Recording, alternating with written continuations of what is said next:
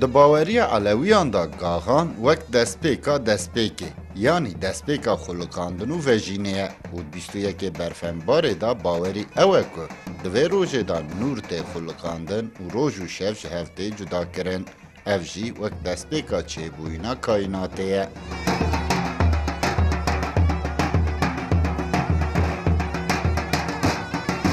Avazeke ni fakir guneka yani belki toğa çino, nuna hoçino, arda hoçini.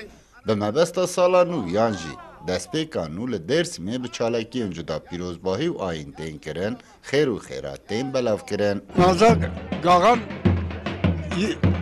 esasen serak kanısına seranıyı yine.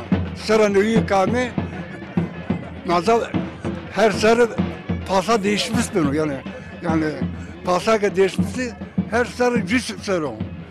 Pasa ne oldu ki herkes murad vazını. Uyuk evladı üstüne evladı vazını uyuk mal mülk vazını hak rızktan. Adam der hındiye biyaro hındiye biyaro. Sözdaname.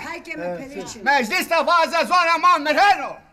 Di panela ku bi panelîstiya hunermend Kemal Kahraman û lêkolîner Cemal Taş ve hat darxistin da jî çanda Gaxan, Xizir û Hewltolanî hat ravekirin û bal hat kişandin ku her tim rêgirî hatiye kirin ku Elewî bi xwe behsa xwe û dîroka xwe bikin û loma jî çand, dîrok û baweriya wan bi xeletiyan hatiye behs kirin. Ji qesada Afrikaya est vanê ki yani hata ki vano şêrû sava şêrû vanê yani tariqê şêrû yani sevkan nusna sevkan boyun hekli vecino.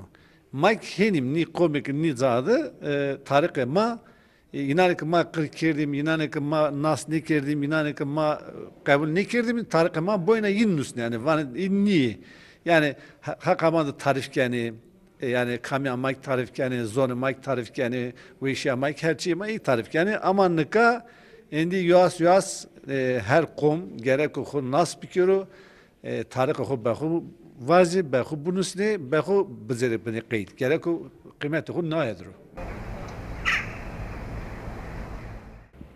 Wek ku li hemû cîhanê amadekariya pêşwaziya sala nû tê kirin li Dêrsimê jî li gor çand û baweriya Elewiya çalakî tên li darxistin û amadekarî tên kirin.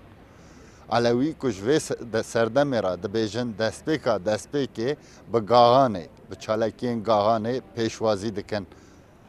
Sıdık Eren, Kürdistan 24, Dêrsim.